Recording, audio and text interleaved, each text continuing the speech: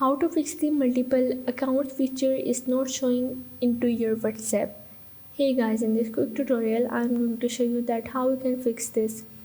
So the steps are really easy and simple. So now let's get started. So first of all you have to go into your phone settings to update your and clear the cache of your WhatsApp. For that you have to go in the general and click on the iPhone storage. Now from here you have to scroll down and go in the WhatsApp and click on the offload app. Now basically you have to clear the cache of your WhatsApp. So once you clear it, you just have to go back and go into your app store. Go in the search and search for the WhatsApp. Now you have to click on it and make sure that your WhatsApp is updated, and if it is not you just have to update it. So once you update your WhatsApp you just have to go and click on this and you have to go in the settings. Now how you can link out the multiple accounts?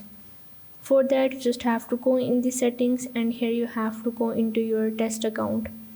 Now from here you just have to go in the link devices and here you have to link out your WhatsApp, and after that you just have to restart your phone and you are able to get the feature of your multiple accounts into your WhatsApp. So if this video helped you out, make sure to like and subscribe the channel and see you in the next video.